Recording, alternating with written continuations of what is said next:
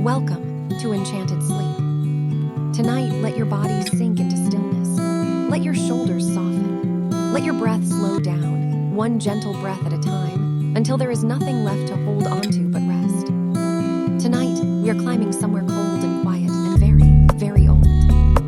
A kingdom carved into the side of a mountain, where snow falls in complete silence, and the only light comes from lanterns glowing soft blue against the white. Close your eyes now, and let the story begin. There was once a map maker named Soren. Soren had spent years drawing the edges of the world, coastlines, rivers, forests, the long, winding roads that connected one town to another. But there was one place that had never appeared correctly on any map Soren had ever made, or any map Soren had ever seen. A kingdom said to exist somewhere high in the northern mountains, built entirely from pale blue stone, where the snow never stopped falling, but somehow, no one there was ever cold. The locals called it Veilthorn. Some said it didn't exist. Some said it only revealed itself to travelers who had stopped trying to find it. Soren had been climbing for 3 days when the storm grew too thick to continue. Visibility dropped to almost nothing, just white, swirling snow in every direction, the wind pulling at the edges of a heavy wool coat, boots sinking deep with every slow step. And just as Soren stopped, not from giving up, but simply because there was nowhere left to go, the wind stilled.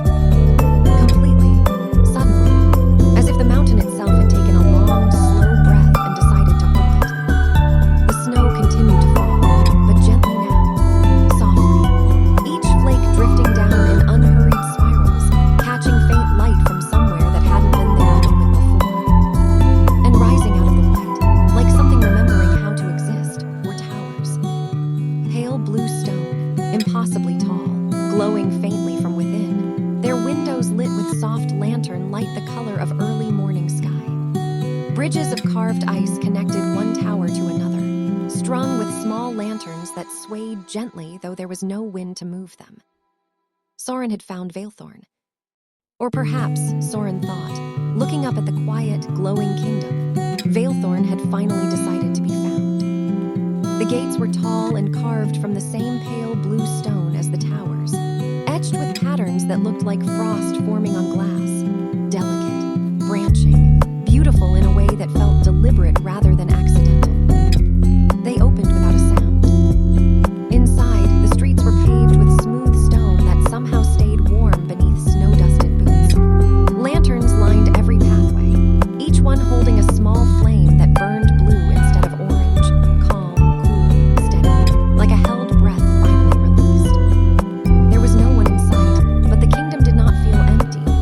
It felt like a place that was resting, waiting. The way a house feels just after everyone inside has fallen asleep, quiet, but full of gentle presence. Soren walked slowly through the winding streets, snow falling softly overhead, boots leaving the only footprints on otherwise untouched ground. Each footstep seemed to vanish moments after it was made, the fresh snow drifting gently to smooth the surface again, as if the kingdom preferred not to keep records of who passed through, only to welcome them while they stayed. Small wooden doors lined the narrow streets, each one painted a different soft color, pale green, dusty rose, muted gold, with curls of frost decorating the corners like lace. Behind a few of the windows, faint candlelight flickered, warm and golden against the cool blue of the lanterns outside, though no figures could be seen moving within. It felt less like solitude and more like privacy, the kind of quiet a place keeps when its inhabitants have simply gone to sleep peacefully, trusting the night to look after itself. Above the rooftops, snow continued to drift down in slow, unhurried spirals, catching faint light from the windows and lanterns alike, sparkling for just a moment before settling onto already soft drifts. The silence here had a texture to it, not the sharp silence of an empty room, but something rounder, fuller, like the quiet of a lullaby just after the final note has faded. Soren paused at a small fountain in the middle of a square, frozen mid-flow into elegant, curling shapes of ice, lit from within by the same soft blue glow as the lanterns. Even frozen, it somehow still seemed to hold motion, a moment of falling water captured gently. The The way memory sometimes holds onto a single perfect instant rather than the blur of everything around it. At the center of the kingdom stood the tallest tower of all, taller than any building Soren had ever seen, its peak disappearing into low clouds, its base wrapped in a spiral staircase carved directly into the stone. A figure stood at the base of the stairs. He was old, dressed in robes the color of deep twilight, trimmed with fur as white as the snow falling around him. His beard was long and silver, frosted at the very tips, and his eyes, when he looked up, were a pale, clear blue like ice with sunlight caught inside it. "You climbed a long way," he said. His voice was deep and slow, like distant thunder heard from somewhere safe. "I was looking for something," Soren replied. "I'm not entirely sure what." The old man smiled, the kind of smile that comes from having heard the same words many times before, from many different travelers, across many different years. "That's usually how it starts," he said. "Come, let's get you warm." His name was Baldric, and he had kept watch over Valethorn for longer than he could clearly remember. Though time, he admitted, moved strangely in a kingdom built from snow that never melted and stone that never cracked. He led Soren up the spiral staircase, each step glowing faintly blue beneath their boots, the cold mountain air feeling, strangely, more like a gentle embrace than a threat. At the top of the tower was a single round room, walls made of thick glass that looked out over the entire kingdom and the mountains beyond. An endless white landscape under a sky scattered with more stars than Soren had ever seen in one place.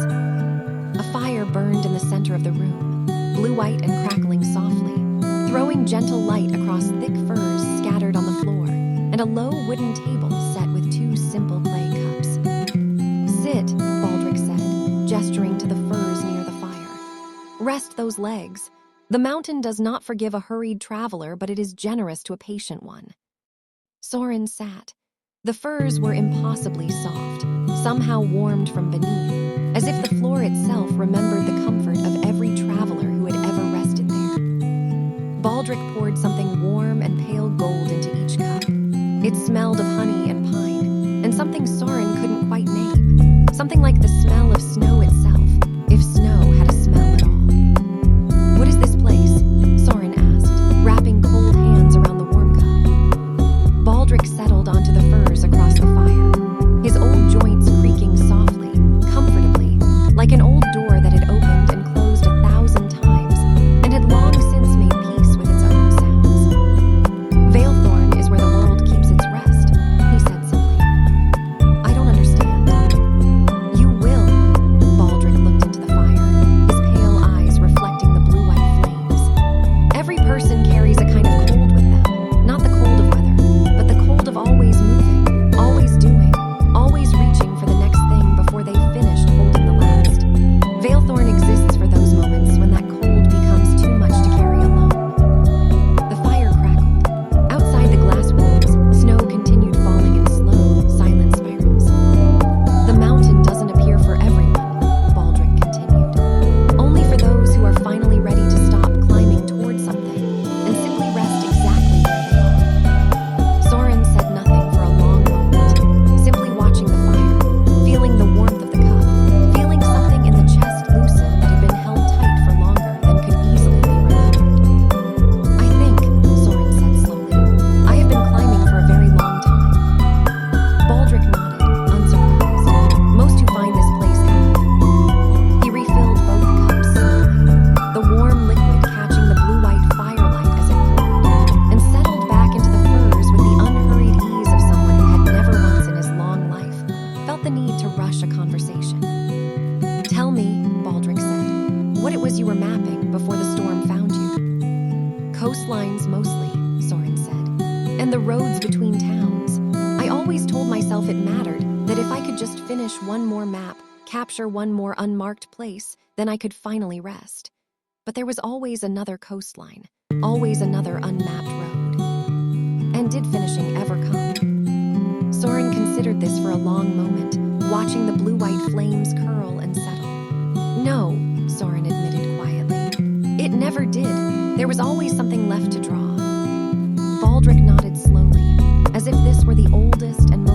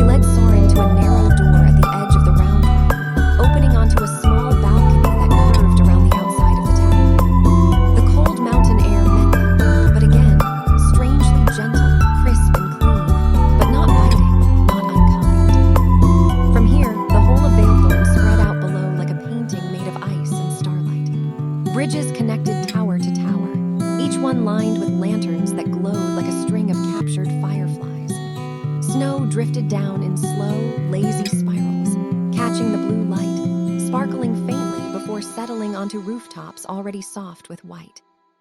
"This kingdom was built," Baldric said, "by people who understood something most travelers forget, that rest is not something you earn after the journey is finished. Rest is part of the journey. Without it, there is no journey left to take."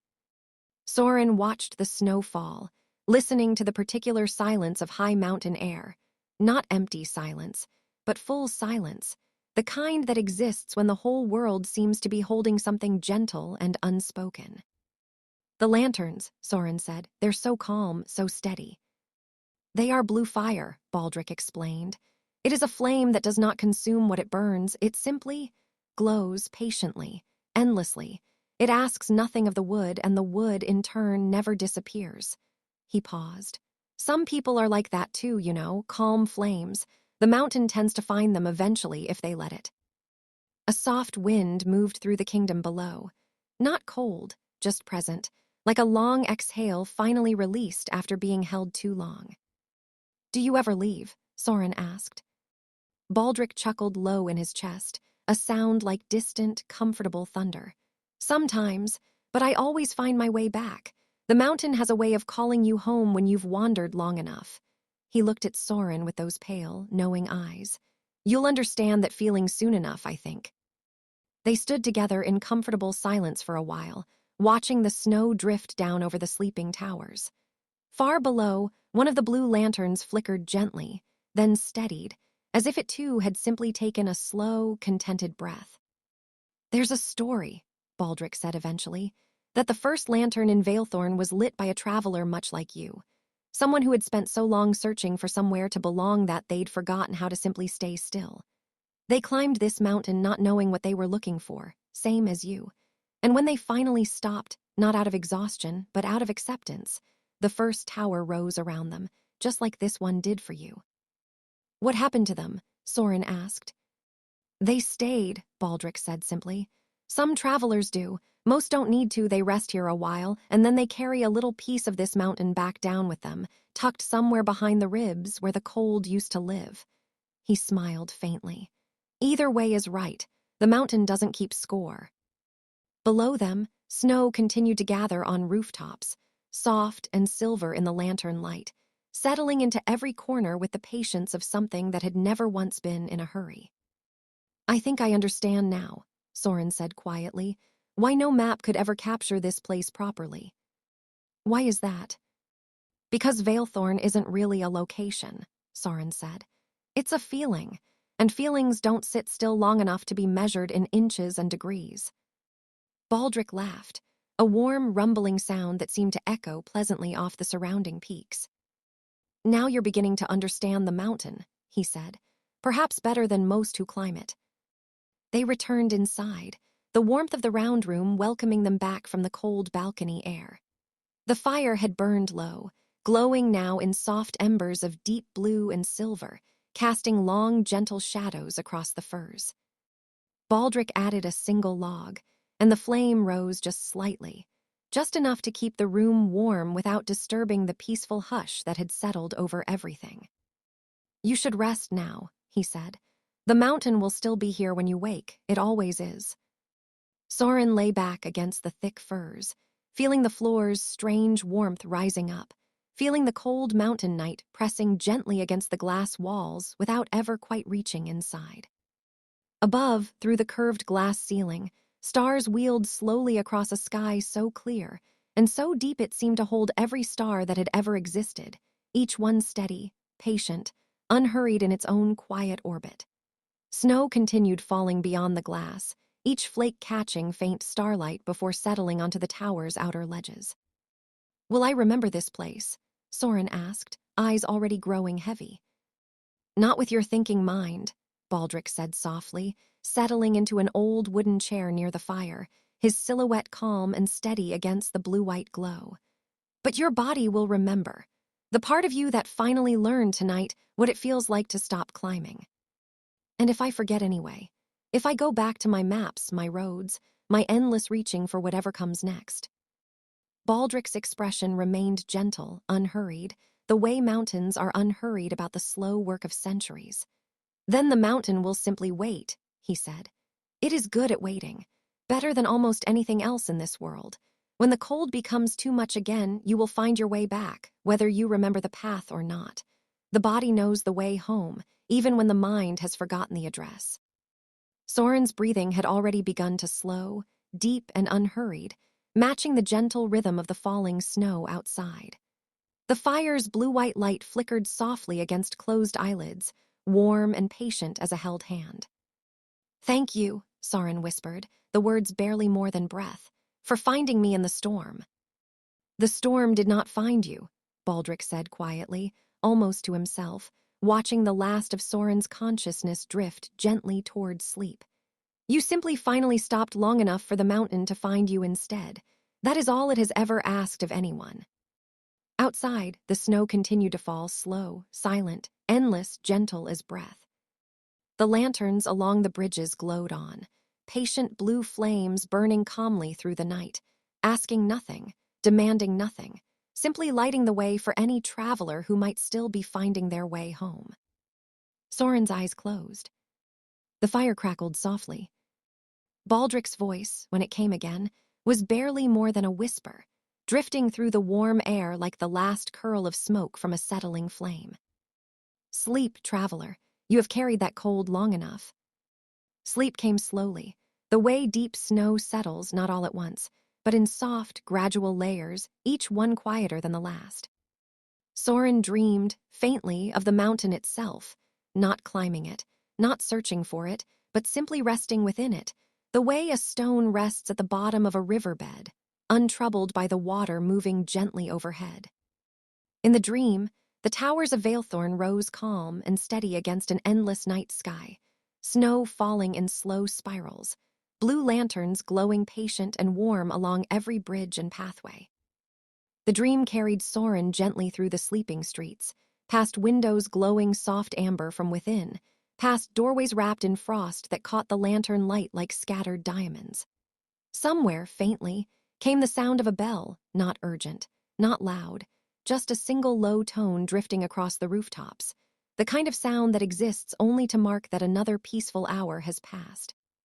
In the dream, Soren met other travelers. A woman who had once run a busy inn in a loud, crowded city, her hands finally still in her lap as she sat on a frosted bench, watching snow gather on her sleeves without any hurry to brush it away. A boy who had spent his childhood always running toward something, the next game, the next adventure, the next exciting thing, now simply lying back in a snowbank, arms spread wide, watching snowflakes drift down onto his upturned face, in no rush at all. Each of them, the dream seemed to say, had carried their own particular cold. And each of them, in their own time, had found their way here, to the mountain that did not ask them to become someone else, only to finally stop moving long enough to feel how tired they truly were. Baldric's voice drifted through the dream like distant, comfortable thunder. "This is what the mountain teaches in the end," he seemed to say, "if you stay long enough to listen, that the climbing was never really about reaching anywhere. It was about learning, eventually, how to rest." The dream shifted, slow and unhurried as the snow itself. Soren found himself back on the high balcony, looking out over the endless white landscape beyond the kingdom's edge, mountain after mountain, range after range, disappearing into soft gray mist where the night sky met the curve of the earth. "How many people find this place?" Soren asked, in the dream, though it felt less like asking and more like simply wondering aloud. "As many as need it," Baldric's voice answered, from everywhere and nowhere at once. "Valethorn does not run out of room. It only asks that you arrive ready to stop, rather than ready to conquer one more peak." The snow kept falling, slow and silver in the moonlight blanketing rooftops, settling onto the carved ice bridges, gathering softly in the corners of windowsills where warm light spilled out into the cold. In the dream, Soren walked to the edge of one of the great bridges, lanterns glowing on either side, and looked down not with fear, but with simple curiosity at the valley far below, where clouds drifted like a second, slower sky beneath the mountain's feet. "It's strange," Soren said. I don't feel the urge to map this place. I don't feel the need to remember every detail, to write down every street, every tower, every turn. A pause. I think, for the first time in a long while, I just want to be here, nothing more. Baldric, somewhere in the dreamlight, simply nodded. That, he said, is exactly what the mountain hoped you would feel. The dream softened further, edges blurring like watercolor left out in gentle rain. The towers grew hazy, beautiful, indistinct, not because they were vanishing, but because dreams, like deep rest, do not need sharp edges to be real. They only need to hold you gently while your body remembers how to be still. Soren felt the dream snow settle on dream shoulders, weightless and cool and entirely without urgency. Somewhere far below, the bell tolled once more, marking another hour of peaceful, unhurried night. The kingdom of Valethorn breathed its slow, patient breath, exactly as it had for longer than anyone could remember, exactly as it would for long after this night had passed. Towers that had stood through 1,000 winters. Lanterns that had burned through 1,000 quiet nights, never once needing to hurry, never once needing to prove themselves to the dark. And somewhere within that gentle, endless quiet, Soren slept deeply, completely, the cold of years finally beginning to thaw, one slow breath at a time. The fire in the round tower room burned low and steady, blue-white embers pulsing gently like a sleeping heartbeat. Baldric sat nearby in his old wooden chair, watching the snow fall beyond the glass, patient as the mountain itself, content simply to keep watch through the long, quiet hours. Outside, the bridges glowed faintly under their lanterns. The towers stood tall and calm against the night. And high above it all, snow continued to drift down from a sky that seemed to hold more stars than any sky had a right to hold. Each one steady, each one patient, each one simply continuing to shine without needing anything in return. This, the mountain seemed to whisper, through every quiet street and every glowing lantern, through every soft flake of falling snow. This is what rest feels like, when you finally allow yourself to receive it.